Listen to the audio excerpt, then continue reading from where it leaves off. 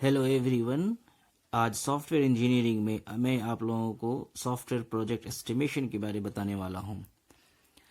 Software project estimation में कुछ steps होते हैं जिसे फॉलो करना पड़ता है और जिस स्टेप्स को हम एक्यूरेट फॉलो करते हैं तो हमारा जो एस्टिमेशन वो इफेक्टिव होता है और सॉफ्टवेयर डेवलप होता है। ठीक है, तो सॉफ्टवेयर डेवलप करने के पहले हमें एस्टिमेट लगाना पड़ता है कि हमारा जो कॉस्ट होगा वो कितना होगा, हमारा जो बजट होगा वो कितना होगा। तो ये जो कॉस्ट होगा ये डिपेंड करेगा ऊपर वाले स्टेप से, यानी कि प्रोजेक्ट का साइज क्या होगा, प्रोजेक्ट का साइज क्या होगा, प्रोजेक्ट में कितने लोग काम करेंगे, ठीक है, प्रोजेक्ट कितना समय लेगा।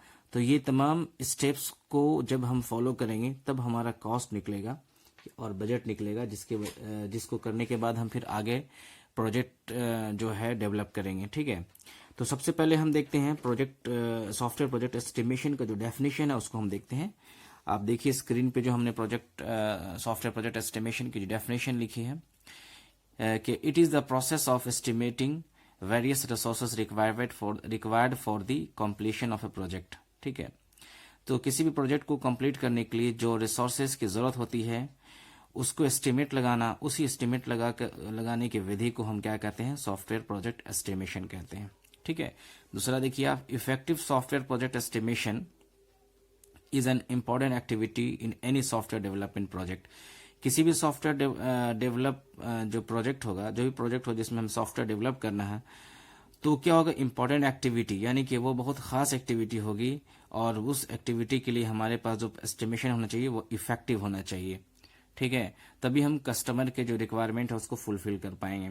So this is the short definition कि प्रोजेक्ट एस्टिमेशन किसे कहते हैं। प्रोजेक्ट के बजट के बारे में जानना, उसका आंकलन करना है, प्रोजेक्ट हमारा क्या होगा, कितना आएगा, कितना समय लेगा और कितने लोग काम करेंगे। ठीक है, चलिए अब हम बात करते हैं इसके स्टेप्स पे ऊपर कि स्टेप्स कौन कौन से स्टेप्स फॉलो करना पड़ेगा जिसकी वजह से हम इसमें काम कर पाएंगे अच्छे से। ठीक है, आइए बात करते हैं। सबसे पहले देखते हैं, टॉप में लिखा हुआ है हमारे स्क्रीन पे, software project estimation encompasses the following steps. ये जो एस्टिमेशन हो, ये कुछ स्टेप्स हमने यहाँ पे लिखे हैं, उसको फॉलो किया जाएगा तब हमारा जो है वो एक्यूरेट एस्टिमेट निकलेगा।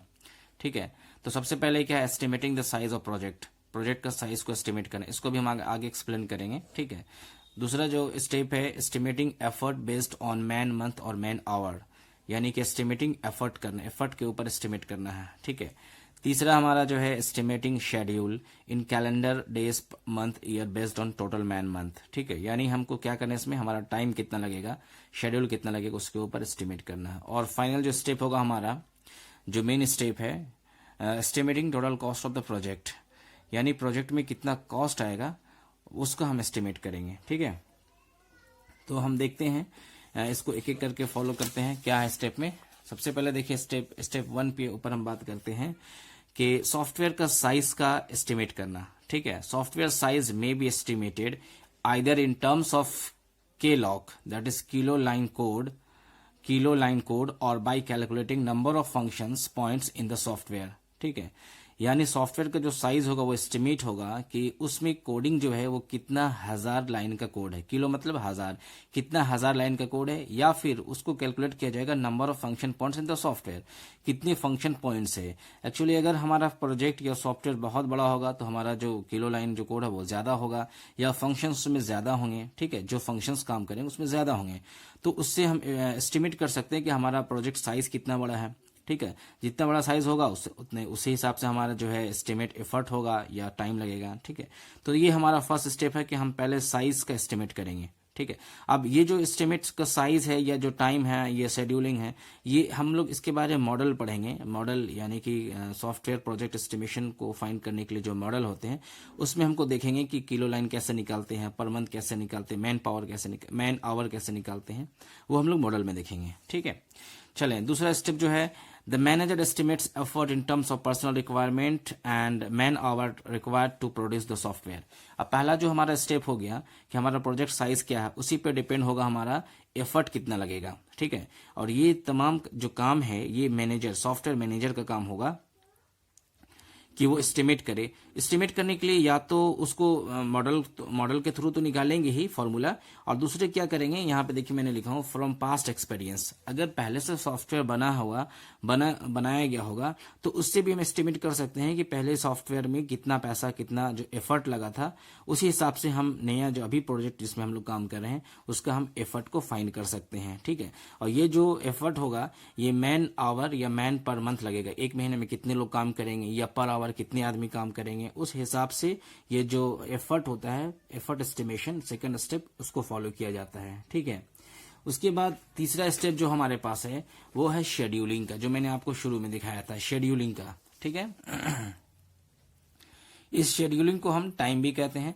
Estimating the project scheduling from the effort estimated, यानी जो सेकंड स्टेप हो गया हमारा, कितना एफर्ट लगेगा, कितने लोग लगेंगे, कितने काम करेंगे, उस हिसाब से हमारा जो शेड्यूलिंग होगा, उस हिसाब से हमारा टाइम लगेगा, उसको हम आंकलन करेंगे एफर्ट एस्टिमेटेड से। ठीक है, it will generally depend on human resource involve in a process, यानी उस प्रोसेस में कितने लोग शामिल है, ठीक है, कितने लोग उसमें है, काम कर रहे हैं, उस हिसाब से हमारा टाइम लगेगा। अगर हमारे पास मैन पावर बहुत ज्यादा है तो टाइम कम लगेगा। ठीक है, तो टाइम कम लगेगा लेकिन कॉस्ट ज्यादा लगेगा, तो वो तमाम चीज को हम किस में देखेंगे, शेड्यूलिंग में। शेड्यूलिंग के एस्टिमेट करेंगे कितना टाइम लगेगा, कितना कैलेंडर मंथ लगेगा, उस चीज को हम किस में देखेंगे, शेड्यूलिंग में देखेंगे। जब ये हमारा स्टेप कंप्लीट हो जाएगा तब हम देखते हैं कि हमारा जो प्रोजेक्ट कॉस्ट है या एस्टिमेट कॉस्ट है उसको हम कैसे फाइंड करेंगे उसको हम कैसे फाइंड करेंगे कॉस्ट को।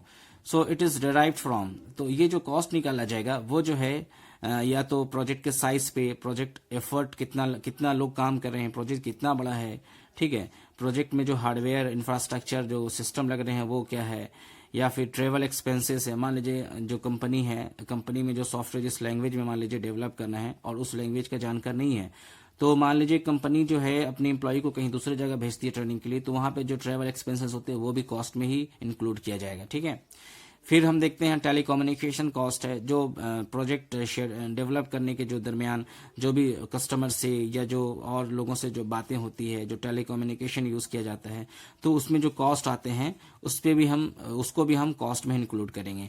या फिर ट्रेनिंग कॉस्ट है, बाहर से किसी अगर हम ट्रेनर को बुलाएंगे, अपने एम्प्लॉय को ट्रेनिंग देंगे, ठीक है, तो तमाम तरह के कॉस्ट को हम जो है वो इसमें इंक्लूड करेंगे कॉस्ट में। ये हमारा फोर्थ स्टेप था।